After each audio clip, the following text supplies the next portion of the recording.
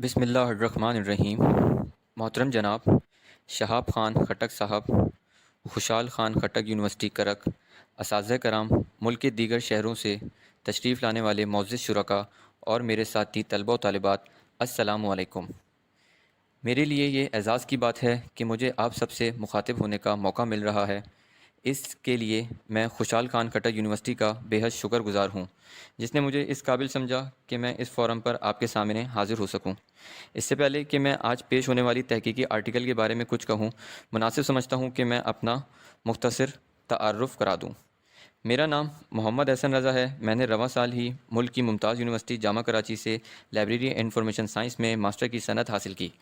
Master की degree के हुसूल के लिए मैंने थ्योरी पढ़ने के साथ तहकीक का इंतखाब भी किया और अपने मोहतरम डॉक्टर नवीद सहर और काबिल असातिज़ा की रहनुमाई में इस ऐनवान पर मुकाला लिखा। यही वजह है जब मुझे इस सेमिनार में अपना मुकाला पेश करने की दावत मिली तो मैंने इसे अपने लिए एजाज़ समझने के साथ ख़ुद को जांचने का बेहतरीन मौका जाना। इन चंद जुमलों के बाद मैं अपने आर्टिकल की तरफ आता हूँ। मेरे मुकाले का उन्वान है affect of occupational stress on job performance among library and information science professional, study of selected school of Karachi, Sindh.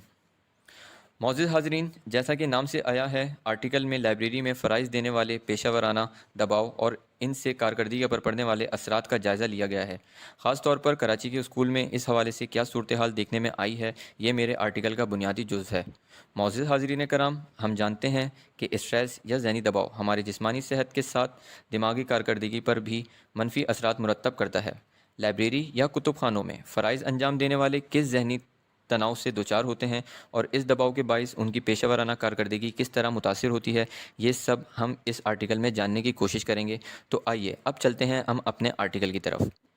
अपने आर्टिकल में सबसे पहले जिस चीज़ को हम मुलाहिज़ा फरमा रहे हैं वो हमारे पास है स्टेटमेंट ऑफ प्रॉब्लम।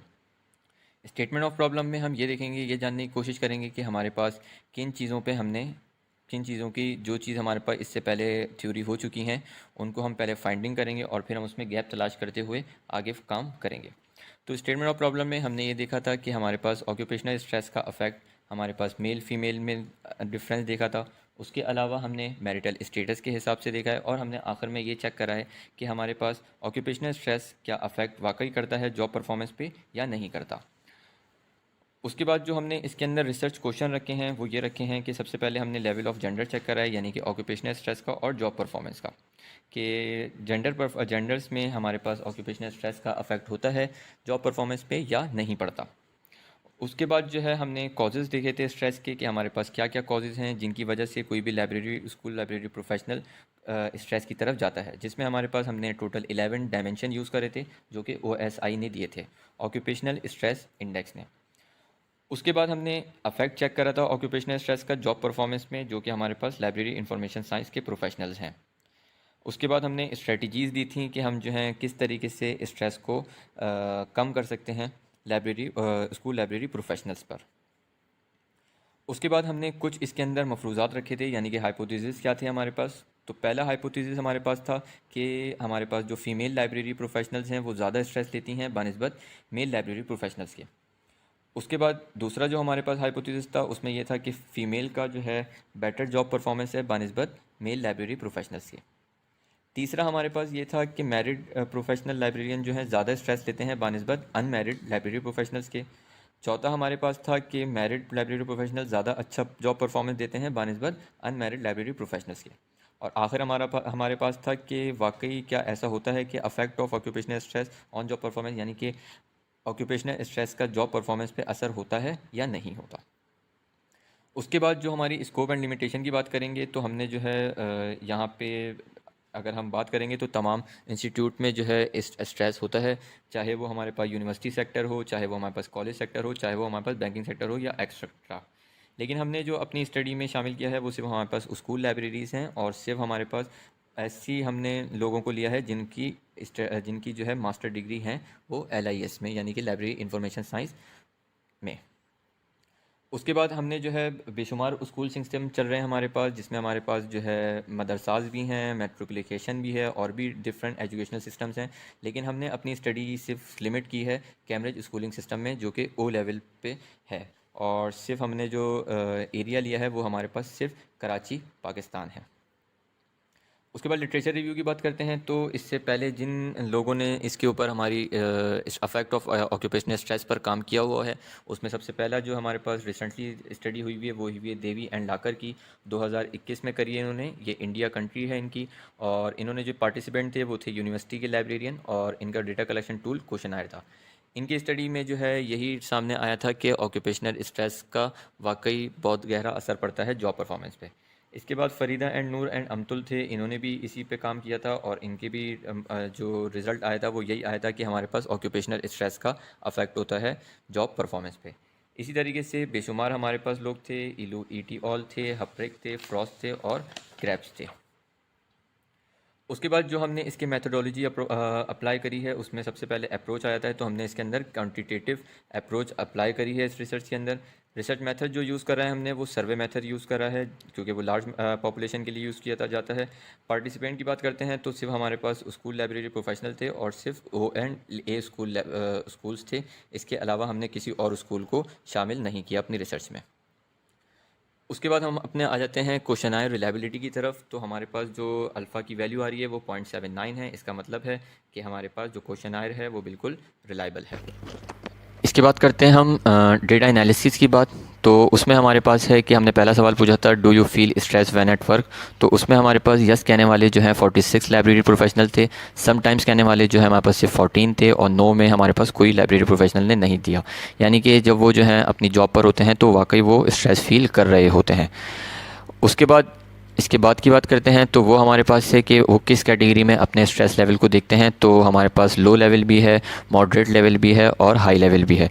तो लो में जिन लोगों ने कहा था वो सिर्फ 2 लाइब्रेरी प्रोफेशनल थे, मॉडरेट लेवल पे कहा था 16 और 3 यानी कि 19 प्रोफेशनल लाइब्रेरियन ने, और उसके बाद हाई लेवल हमारे पास कहा था 39 लाइब्रेरी प्रोफेशनल ने। यानी कि वहाँ पर भी जो है इनको स्ट्रेस लेवल जो है हाई लेवल का होता है जब वो जॉब पर होते हैं।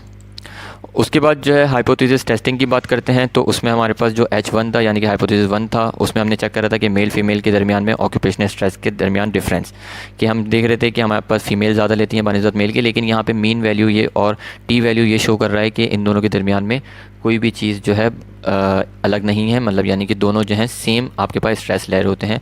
तो इसका मतलब हमारे पास जो हाइपोथेसिस है वो रिजेक्शन की तरफ शो कर रहा है। H2 भी हमारे पास है, मेल फीमेल के जॉब परफॉर्मेंस में हमने चेक करा था, तो यहाँ पे हमारे पास मीन वैल्यू भी तकरीबन सेम है और वहाँ पर टी वैल्यू जो है माइनस में आ रही है। इसका मतलब है कि ये भी हमारा हाइपोथेसिस रिजेक्शन दिखा रहा है। H3 की बात कर रहे हैं, वहाँ पे हमारे पास मैरिड और अनमैरिड में हमने चेक करा था ऑक्यूपेशनल स्ट्रेस। हमने ये देखा था कि मैरिड हजरात जो है ज़्यादा स्ट्रेस लेते हैं बनस्बत अनमैरिड के, लेकिन ऐसा बिल्कुल नहीं है। दोनों के दरमियान में रिलेशनशिप जो है नेगेटिव शो कर रहा है। इसका मतलब है कि हमारा ये भी हाइपोथेसिस रिजेक्शन शो करेगा।